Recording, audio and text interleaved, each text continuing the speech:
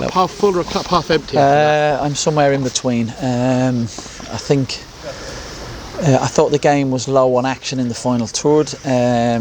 I won't speak for Cambridge. I thought with us in particular, I thought we got the ball into the final third well and quite a lot, but I thought our execution in the final third was well below standard today, which is frustrating. We didn't walk the keeper tonight. Thought defensively Carl had a really quiet day at the office, which he normally does. The positives are it's a clean sheet and we're unbeaten at home. We've lost very few games this year. The negatives are that we need to turn these into W's and we need to win more games, especially when you're playing at home, undoubtedly. But it's pretty obvious what we need to do. It's pretty obvious what's missing throughout the team. So I understand that.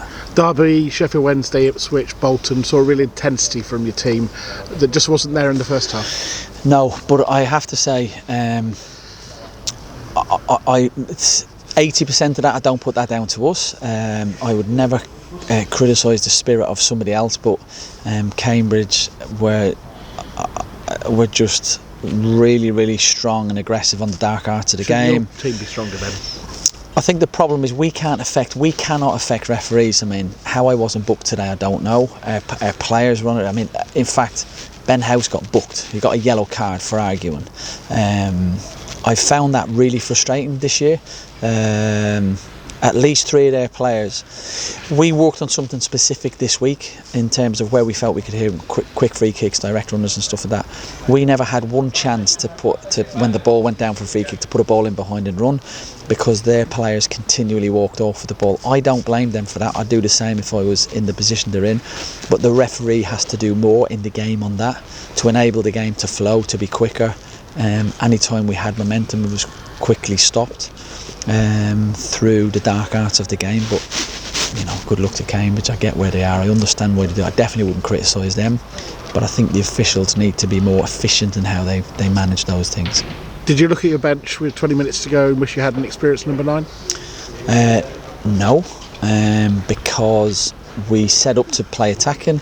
We've took an extra body out of the back line. We've put an extra body in the front line. We've gone to 4-2-3-1. We've played Teddy in midfield. So we've done everything we can in that regard. I thought Ben House was played well again today, and it was in other areas where we tried to change things, but we understand that Ben can't play alone on his own up front.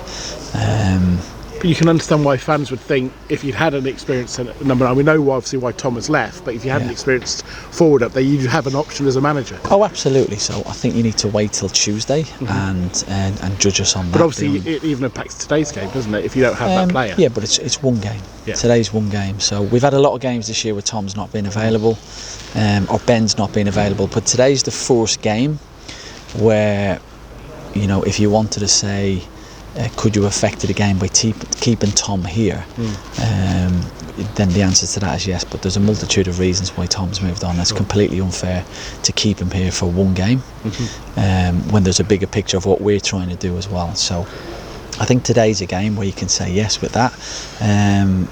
Experience is one thing. I get where you're coming from. Statistically speaking, Tom's got 2 goals this year, 2 goals last year, 8 the year before, 2 the year before and 2 the year before. So it depends.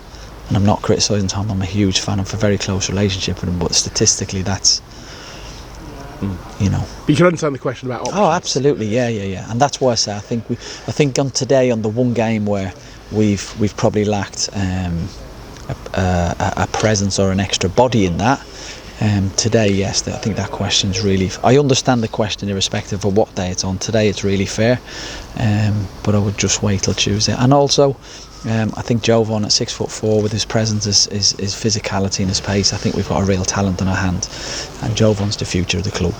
Obviously, as you said, a plus, another clean sheet, and really apart from probably the save from Smith in the first half, Rushworth didn't have much to do for a second successive game. Yeah, I think both ends of the pitch was really low on action, and which I understand. I think we're very good at giving Carl quiet days. I think today was always going to be difficult because of the 5-3-2 low block, very little space to run in behind, very little space to create areas to get into and pockets of play. I just felt if we could get the first goal, then the onus is on them because of where they are. They've got to come out and attack you, and the game will get a little bit exposed, and hopefully it'd get a little bit stretched. But it didn't happen at all today. So yeah. And it felt like second half you moved the ball a bit quicker, which helped as well. Yeah, first half it was too pedestrian, particularly around the back. We worked on something in particular which we didn't execute particularly great. We did do in the second half, and again even in the first half I thought we got into the final third well, and often I thought our delivery and execution, our technical execution in the final third was well below par today. It was better in the second half, but ultimately we didn't make the keeper. Both keepers have had a comfortable day today. We have to inevitably talk about Tuesday and about the transfer window. An ideal transfer window come close. How many sort of, in terms of numbers, what are you looking for? Are you looking for a couple of midfielders and a striker? We're looking at two key areas, and we're optimistic that we can be successful in that. I've always said to you that in a transfer window, we need any club, forget about Lincoln, whoever manager you speak to needs to make sure that at the end of the transfer window you're stronger as a squad than where you were on the 1st of January, and we believe we will be.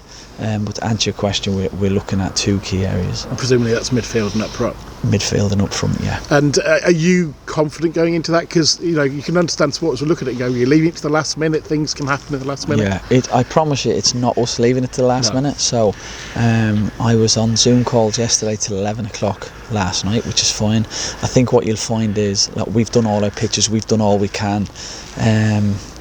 Things that people won't understand, the players we're after, we haven't rang up for them this week. We've been after them for, one player we've been after for over a year, another player we've been after for a number of years. So sometimes you're in the lap of the gods. What I will say is if you look at the market in general, and it's really difficult for every club, it tends to, it's just started to gather momentum and movement.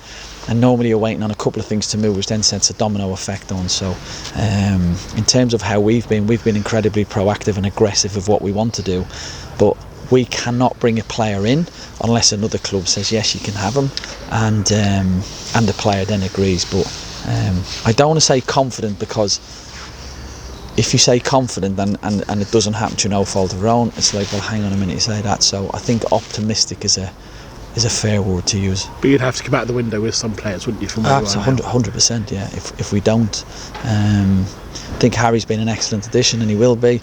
Miday's a real talent, be a really good player at this level. But I think the other bodies to come in then absolutely will make us a lot stronger. And are you a patient, calm person on a day like that? I mean, also, isn't it a nuts way for the sport in general of doing business at the middle of a season? I only focus on affecting what I can affect, so I don't let outside influences or things that I can't affect bother me. I've been in football too long. I might have been a manager for 40 games, but I've been in football for 30 years at a really good level, so it's nothing I don't know about. And I think 15, 20 years ago I probably would have been screaming the walls down, but it doesn't get you anywhere. It doesn't get you there any quicker, that's for sure. I'm confident in the ability of us as a club to make things happen, and I would just say for all of us connected with Lincoln to just let's wait and see what happens Monday, Tuesday. And are you going to, the players that you have here who might attract attention, are you going to confiscate their phones? Yes, already done. Mark, thank you. Thank you.